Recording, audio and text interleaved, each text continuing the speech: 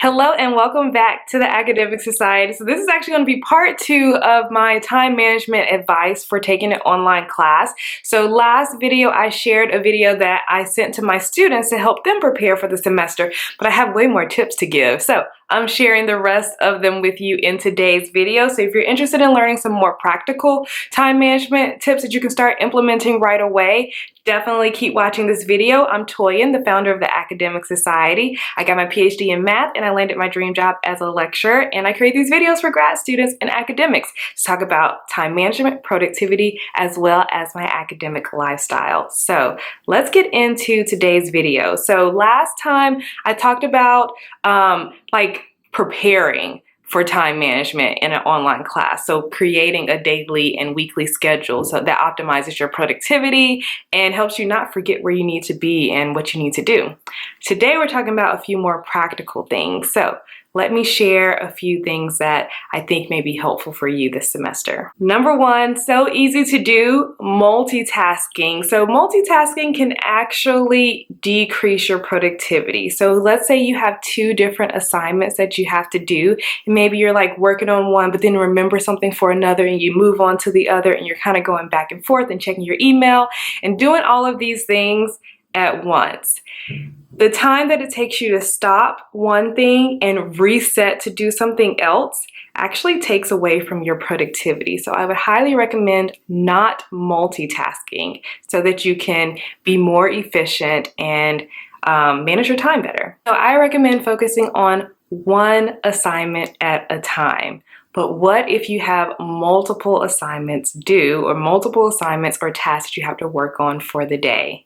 That's when I highly recommend figuring out how much time you want to spend on these things. Maybe set a time limit for the first task. Let's say I want to work on it for an hour and a half, no more, and then I'll move on. Or set a time to say, all right, by 1 o'clock, I need to move on to the next thing. And so it's really important to actually prioritize your tasks and figure out, okay, what things are most important? So I always talk about creating a priority list, figuring out the top 3 tasks for the day, and those are the things you're going to focus on first. The other things can wait. And if you get to them, that's awesome. But if you don't, you should feel good that you were able to get those top 3 things done. Next, set up your virtual office. So you will be working from home very likely. So one thing that is very important for me when I'm working from home is having a dedicated space where I'm getting my work done. So I don't typically work in one room, move to the next, then work in my bedroom, work in my living room, work in the kitchen. I like to have one dedicated space that is my work time. So it kind of trains my brain. So when I sit down there, I know, oh, this is where I do work, so I'm going to do work. However, like if I'm working in my bed, that can be very confusing to my brain because my brain may say, oh, we're in bed. We need to be tired. Let's go to sleep. Or even worse, in bed to go to sleep and your brain is like, don't we work here? I'm going to start thinking about all of the things and then you won't get good rest. So that's really important to have a dedicated place so you can be like, okay, this is where I get work done. Also, it's good to have a lot of light. Natural light is great if you can have it, but if you have overhead light, that's really great, a bright space. Also, space to lay everything out. So you have your computer, your tablet, your notebook, your papers, your textbook. Places to lay everything out is super helpful. All right, number 3, so important, block out distractions. So one thing that's helpful to do is first figure out, what are my distractions? Are you a social media person? Do you have to check Instagram or Facebook all the time, or Twitter? Or are you an email checker?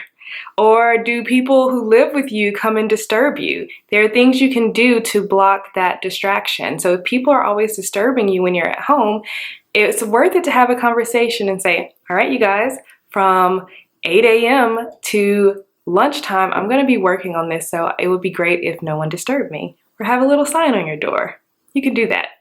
Also, if you're an email checker, I recommend only checking your email intentionally. So when an email comes in, that's not the time that I'm checking my email. I like to check my email 3 times a day, at the beginning of the day, around lunchtime, and then before I'm done for the day. And that way I don't have to disrupt my work and get me out of productive mode. there's nothing that really comes in that I have to answer in the next 5 minutes. If so, then I'm looking for it. And then finally, with like social media and stuff, it's nice to, maybe turn your phone upside down, put it on do not disturb, or I'm sure there's some apps that you can use that like actually blocks you from opening up your social media when you want to be productive. Then also something that can help that I highly recommend is the Pomodoro Technique or the Pomodoro method. And so this is a technique where you have a set time where you're actually very focused on one task, and then you take a little break, and then you focus, and then you take a little break. So typically the Pomodoro Technique is 25 minutes of work, 5 minutes of rest and break. 25 minutes of work, 5 minutes of break. I've noticed with grad students and in all of my programs where we use the Pomodoro Technique, we either do 30-minute or 45-minute Pomodoro. Sometimes it just takes a while to get into the task. So 30 or 45 minutes has really been working for us. And then with the longer amount of time, you're gonna need a longer break. So maybe increase from 5 to 10-minute breaks or even 15-minute breaks. All right, so number 4, it's so important to reward yourself and celebrate your accomplishments. Something that I like to do is, especially if I'm like binging a show, and I'll say to myself, all right, I have to do these things before I can get back into the show. But maybe TV is not your thing, maybe food is what motivates you, and celebrating your accomplishments by maybe ordering some food in or having some type of dessert, watching a movie. You'll have to find things that you really enjoy doing, and you can use that to reward yourself, to celebrate all of the wonderful things and productive things that you've done for the week or even the day. And then finally, my last tip is to get a full night's sleep. I always tell my students, you can't do math on a tired brain. Your body really needs to sleep to rest the body, but also refresh the mind. If you have a good night's sleep, you can be way more productive the next day. So I hope that you enjoyed these practical time management tips and that you can start implementing immediately into your schedule to help this whole online situation run a little more smoothly for you, and so that you can feel more confident in your abilities to actually manage all of the things that you have to keep track of in your online classes or online whatever that you're doing. So thanks so much for watching. If you like this video, give it a thumbs up. If you are new here, consider subscribing, and I will see you guys next week. I create new videos every Sunday. Have a wonderful day. Bye.